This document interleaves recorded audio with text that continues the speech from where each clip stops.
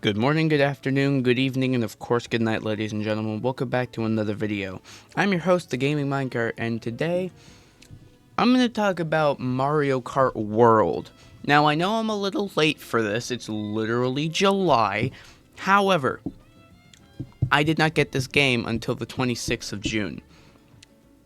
It was a birthday present that came a day early. So I got it a day early. However, I've had this game for a while. I've played through all of the tracks and explored them on time trials, Grand Prix, and free roam, and done a bit of online.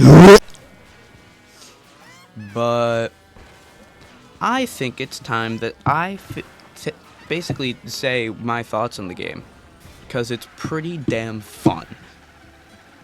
This is not scripted. I am rambling, so if I go off topic, don't question it.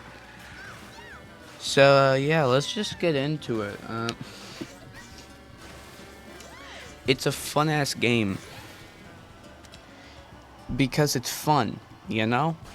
Like, you play the game, and you play the game, and it's fun. Why is it fun? I don't know, maybe it's because you can ride walls. The new mechanics in this game are gonna take me an hour to explain in fucking 10 years from now. However, I just love playing through this game, especially in time trials, because the shortcuts that have been found on almost every track are just... They're so cool, they're so epic, they're so glorious, and I've yet to do most of them. Something that you'll see later is me failing to do the Whistle Stop Summit ending shortcut that's done in the world record because I keep being unable to right trick on the fucking rail. But most of the stuff is not only way easier than people think it is, but also way more rewarding than most easy things are. Because it looks far more difficult than it actually is. Like the DK Pass shortcuts, especially the new one that was just discovered, they aren't as hard as they look once you figure out basically how to do them. When you're new to the game, the controls are a little... But if you have prior experience with like Mario Kart 8, and Mario Kart 8 Deluxe especially, you'll be fine because they're pretty similar, if not the exact same controls. Yeah, I'm pretty sure the exact same controls, actually. It's a very interesting game.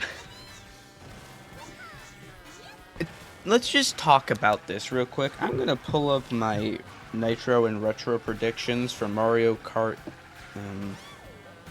For Mario Kart... what I called Mario Kart X, because that's what I thought it would be.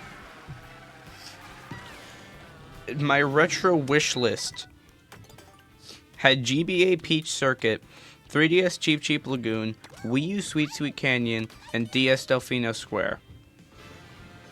None of those were picked.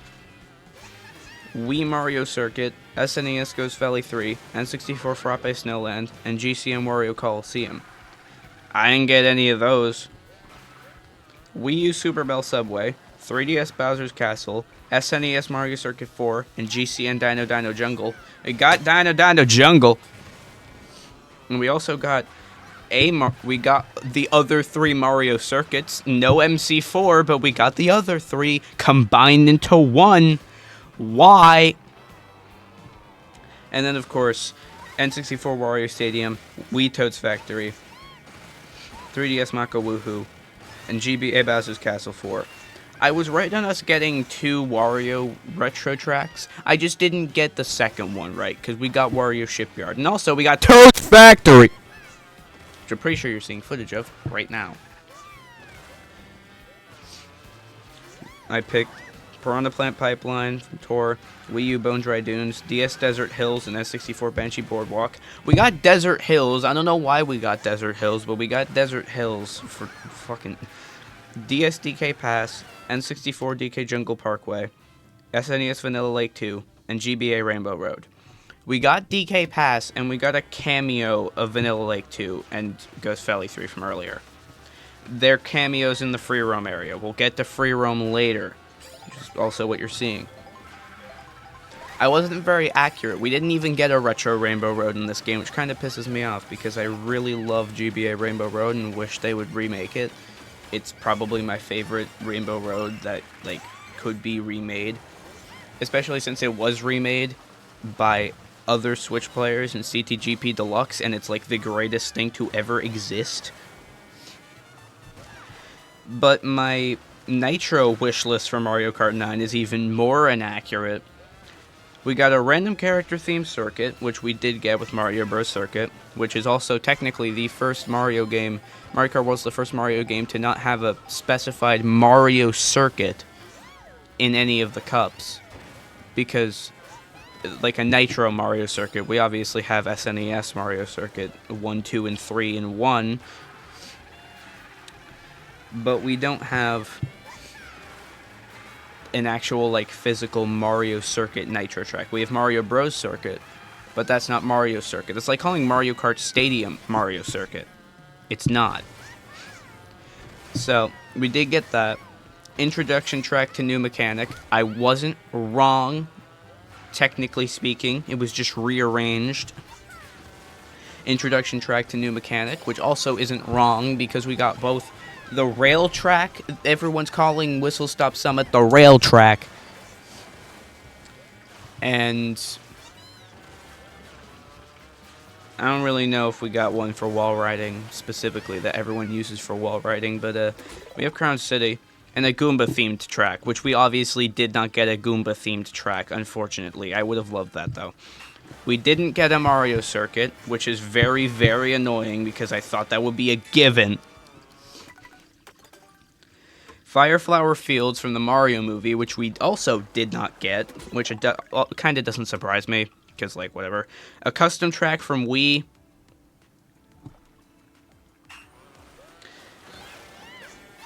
With some of the tracks that are in this game, I wouldn't be surprised if some of them were ripped straight out of CTGP. And a winter-themed track. Starview Peak! It's in the name. For the Star Cup, we had a music-themed track, which we didn't get even a retro of a music-themed track, so fuck. A Wario or Waluigi-themed track, which we didn't get a nitro of, but we got 2 retros of Wario Stadium and Wario Shipyard, or Wario's Galleon if you're European. A Super Mario Odyssey-inspired track, which I don't think we got. I don't know. I didn't see anything that was based off of Mario Odyssey. If we got Bonneton if we get Bonneton in the Mario Kart World DLC, just let me know. And a space track. We'll get to that later. And in the Special Cup, we got a Kamek-themed track, which we didn't get, obviously. A Bowser's Castle with 3 different global cycles, which for some reason was the second track instead of the third. But we did technically get a Bowser's Castle. It just wasn't as specific because I said 3 different global cycles and 2 different laps. The global cycles aren't important in Bowser's Castle because you're not on the track half the goddamn time. And it's 3 laps and not 2. And then, of course, we have the winter-themed track again, which we technically didn't get. But also, there are a ton of retros. Because we got DK Pass and Sky High Sunday, which is actually good in this game, for once. And, of course, Rainbow Road, which knocks out 2 of them. Because Rainbow Road is peak. And I did say, crazy music. If I'm going to just give you a hint at why this game is peak, listen to the OST. We'll get to that later. And then 5 different global cycles. We didn't get any global cycles, at least to my knowledge. But Rainbow Road is peak. Peak, I say. Peak. Yeah, those were my Nitro and Retro wish lists that I made at the beginning of... Actually, no, I made them at the beginning of my channel, not 2024. Because I thought that we would have Mario Kart X by 2024. We did not.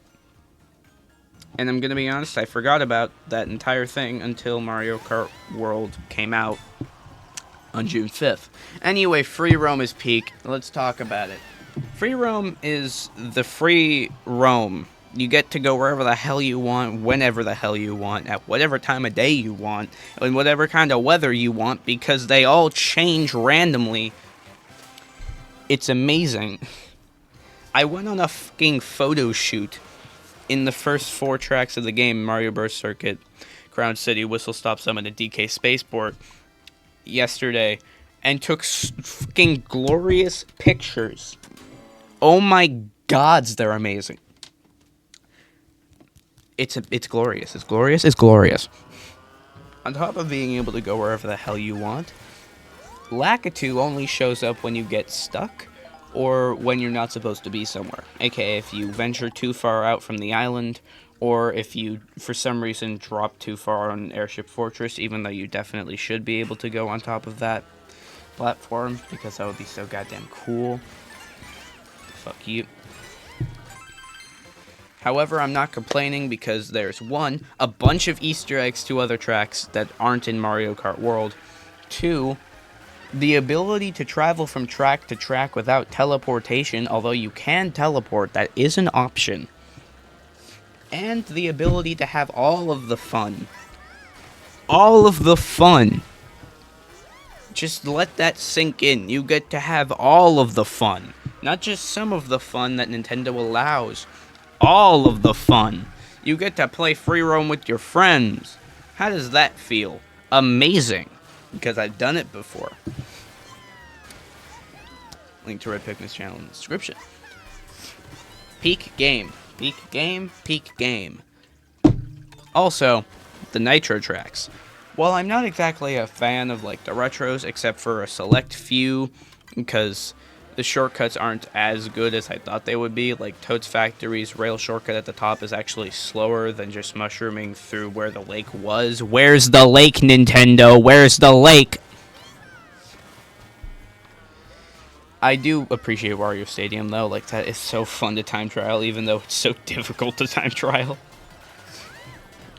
The Nitros are peak, because we got the Mushroom Cup, which is all Nitros. Mario Bros. Circuit's pretty boring when you play it because there's not many shortcuts. I don't think there's any shortcuts. In Crown City, there aren't many shortcuts. There is one where you just kind of go off a rail and then trick off a tree for some reason. Why can you do that? Whistle Stop Summit is the rail track. It is the rail track. If you aren't on a rail, you lose. Seriously, look at the world record for Whistle Stop Summit and tell me that there isn't a bunch of crackheads going for it. Like, oh my... Ugh. And then we have DK Spaceport, which is pretty boring except for the gap cut at the start, which I still can't figure out how to do. Probably because I use a lightweight character, as you're seeing now. I play as Toadette Pipe Frame, that's my combo. But other than that, that track is pretty boring. But then we have an entirely retro track cup, because the Flower Cup is now a retro track. And then we have all retros except for Starview Peak, which doesn't have a broken shortcut. It actually does have one broken shortcut. You mushroom and charge jump through that high-speed water section and go onto a rail, and then you skip that entire turn, which is honestly kind of annoying to do, because it's slower to drift there, but I have to drift there because otherwise I just like accidentally drift instead of hitting a charge jump, and then I fall off and it's annoying. Anyway, then we skip forward to the Shell Cup, which is kind of a fun one to look at because the Shell Cup is the Shell Cup. It's weird. I'm gonna look up the fucking cups real quick.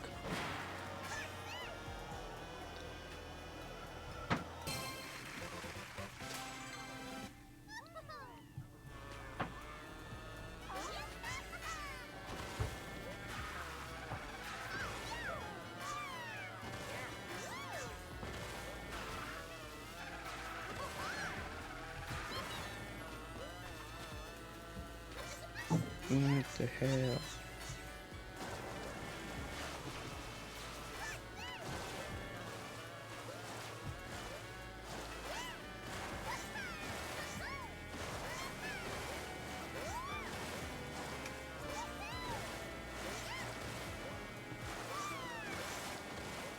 What the hell? The Shell Cup is the only thing that's interesting here is the fact that Crown City appears twice in this game, along with Peach Stadium appearing twice, so there's actually only 30 tracks to time trial. Even though Crown City and Peach Stadium are different each time, they're the same track, which is a very interesting decision by Nintendo. Honestly, I don't know why the hell they did that. Then, of course, there's Faraway Oasis, which is so good. The music, bro, the music! Which we're also going to get into later because there's so much to talk about with this game. The music! With the Banana Cup, we have Salty Salty Speedway. Actually, all of them are... no, not all of them. Peach Beach has 2 extra laps. They made it a 3-lap track. They made it different each lap, which I didn't know you could do with Peach Beach, but they did it with Delfino Square. Actually, no, that was another character. That was another person. They did it with Peach Gardens, so of course they did it with Peach Beach. Why? I'm waiting on the 3-lap Peach Stadium, Nintendo. Like, where's my 3-lap GBA Peach circuit? I'm gonna be so clueless. Salty Salty Speedway is pretty boring because I still can't figure out how to do that, like any of the shortcuts on this track. It's so hard, though. Like, it's so fun to race, but it's so hard to do any of the shortcuts. I don't know why. Just those are difficult specifically. Then, of course, there's the Peak, the one that was broken on day 1. Great question block ruins. If you know, then you know. And I personally know. Though I did avoid anything on it for like a week and a half. But apparently it was broken on day 1, so... Beep, beep. In the, I believe, yeah, the Leaf Cup, we have Cheap Cheap Falls, which is a Peak track. I just gotta say, it's pretty boring because the one interesting shortcut is broken. If you go too low, you get Lakitud. If you go too high, you fuck it up. And the other interesting shortcut is a charge jump over a grass patch, which seems to always be slower when I do it. So it's boring, but it's also a Japanese track. And then there's Dandelion Depths, which I'm gonna be honest, is also kind of boring to play, because it's a straight line simulator, and when you're playing as a lightweight in a straight line simulator, you're bound to lose. So I have to find some broken shortcut on that track to actually enjoy it. Boo Cinema is probably... it has one of the best songs, along with Whistle Stop Summit and Faraway Oasis, that are from the Nitros. But also the track itself isn't that interesting.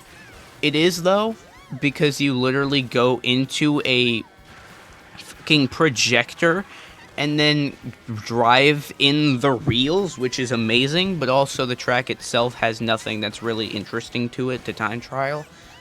Because I still don't know how to do that wall shortcut. Every time I do it, I either miss the trick on the last jump and then don't get on the wall, or I miss the trick again and then smack into the fence, or the wall, and then I don't get on the wall.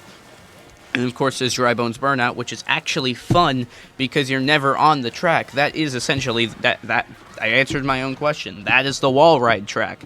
You're on a wall for most of that track. When you're not on a wall, you're preparing to be on a wall.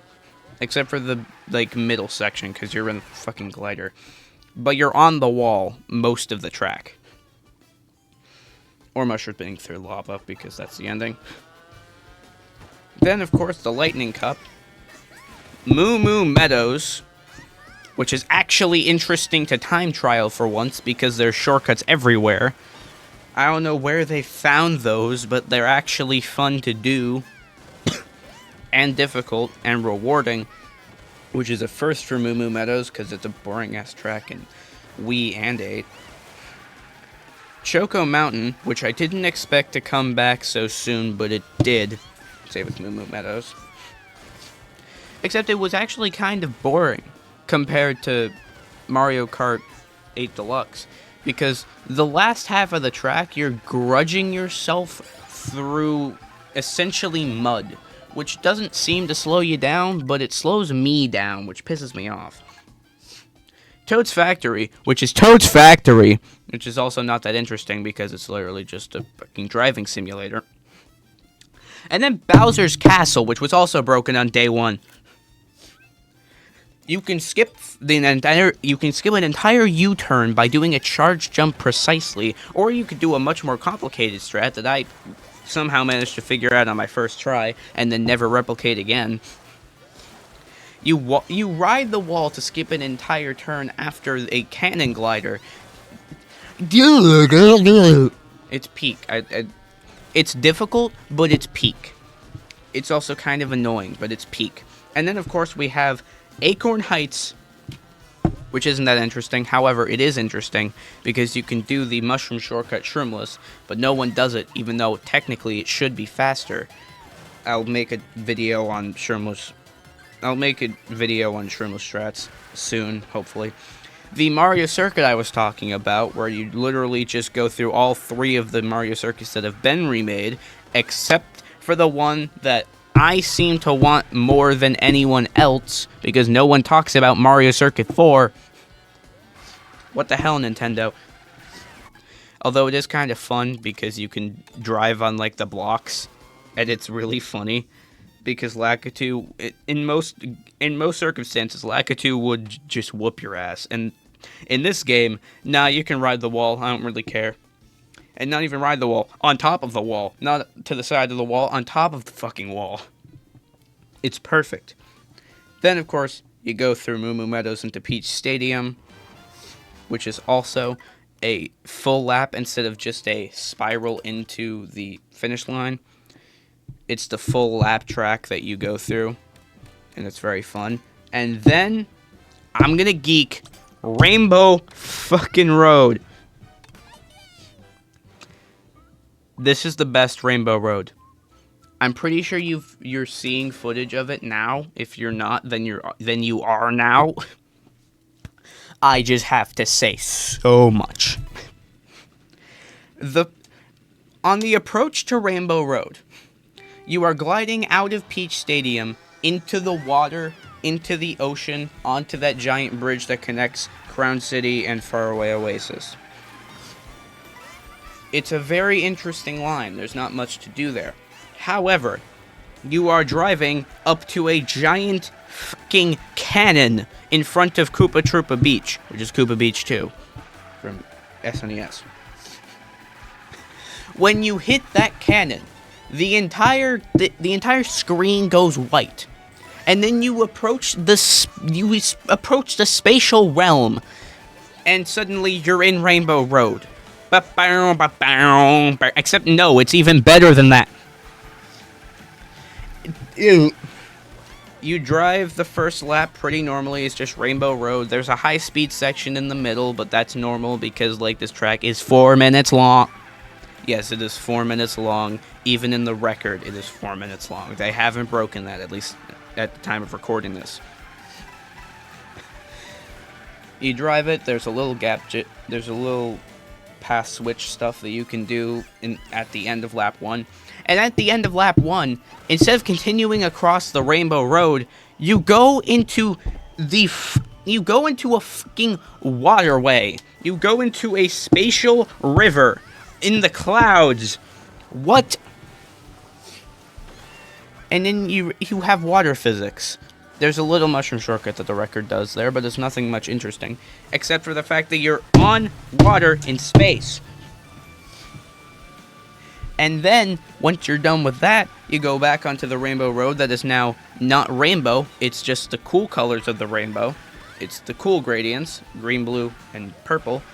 You go through that high-speed section, and then you hit another glider. But instead of going back to the Rainbow Road, you go to a fucking space station like this is Mario Kart 8, except they did it right this time. Because once you land on there, you land on the space station, you go through a little spiral, and then suddenly you're on SNES Rainbow fucking Road. How did this happen? I don't know. It's the first track to have anti-gravity too, because you literally go upside fucking down. There's 2 routes you can go. You have the fucking Rainbow Thwomps from SNES Rainbow Road, You're fucking around with everything else. It's a high-speed section, so there's no point in drifting, but you still drift anyway, because if you don't drift, you're probably going to die like I do on lap 3. Even though I do drift, I just drift a little too tight and then kill myself. But also, it's peak. Why is it peak? Because once you're done with that, you go through a section, you get off of the rainbow, you're back on the space station, except the music is gone. It is silent. You go on to the other, you go into the fucking cannon glider, and the music picks up on the last lap as you're looking at the Rainbow Road descending back to Earth. Ugh! This fucking view gives me goosebumps every damn time. You go through a few boosters, you're having a grand old time, but all you can really think about is the fact that the music is peak and ugh. Plus, they reference literally every track in the game, because you can see Starview Peak and Bowser's Castle at the ends of the Earth, because they go through the goddamn clouds. Not only that, but fucking Robo DK from DK Spaceport is on a train from N64 Rainbow Road that is driving around the entire time, and on the last lap, he's waving at you. And as you're just going along, having a grand old time on the last part of the track, you are hearing the most emotional Rainbow Road you will ever hear.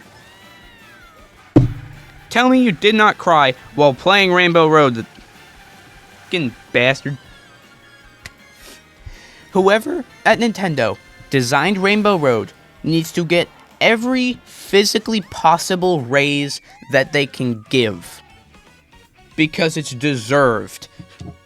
And then at the end of that, you're still mesmerized by the track, and you don't even realize that it was 4 minutes long, because it was so good that you're like, why can't it be like infinitely long? Why can't I keep going? Like, this is peak. I just have to say, it's perfect. It's perfection. It's beautiful. I'm gonna sound like a crackhead when I fucking edit this video. Anyway, this music is peak. The game is peak. Let's talk about the music, though. All of the tracks in this game have peak music. Why? I don't know. There's not a single bad OST in this game, and just because there's 30 tracks in the game does not mean that there's 30 songs in the OST. No. I just want to say that there is a suspected 400 to 500 songs in this damn OST, because it uses remixes from almost every single Mario Kart. In every single Mario game, they have tracks from Yoshi, they have tracks from Donkey Kong, they have tracks from, I think, every single Mario game to ever exist, including Wonder. It has so many tracks, on top of the tracks that already exist, because free roam exists. And the fact that they have free roam means they can't just use the same, like, 30 to 60 OSTs, depending on if you count the final lap versions, every time. And on top of that, some of the tracks have remixed versions. Why do they have remixed versions? Because day and night time. Sometimes when it rains, it changes music. How does this happen? Who designed this? I love it, but who designed this? Okay, I need to know the lore. This, on top of Lizzie Sterling, is why I want to learn violin, okay?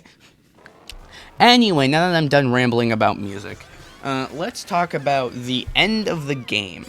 The credits sequence of this game is beautiful.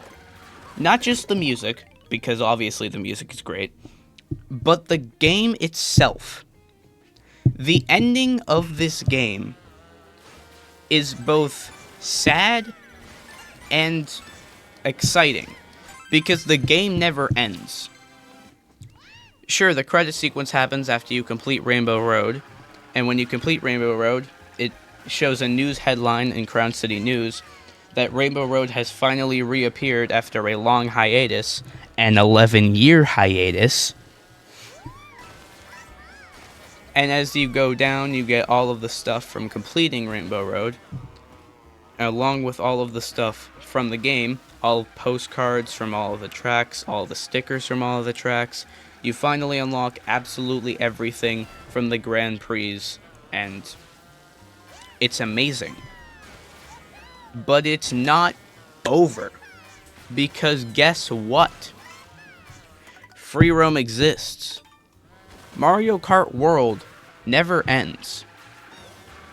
It just ceases to be played, which is the beauty of the game. On top of it being a fucking beautiful game, like it looks like 4K RTX, even though it's only like, I think, 1024 pixels. I don't really know the fucking pixel ratio, but it's not that good. But it looks like 4K RTX. It's beautiful in both visuals and logic. It only ends when you stop playing. And you never stop playing.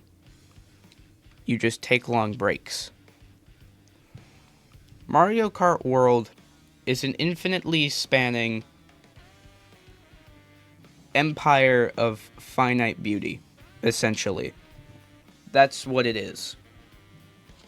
It has a lot of downsides in the boringness of some tracks, but it makes up for it tenfold in the exploration you can do in free roam, and in the amazing shortcut possibilities of every other track, like Whistle Stop Summit, DK Pass, and hell, even Wario Shipyard.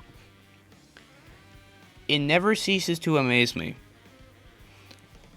how quickly it devolved from everyone hating it for being $80 to everyone loving it for being the best Mario Kart.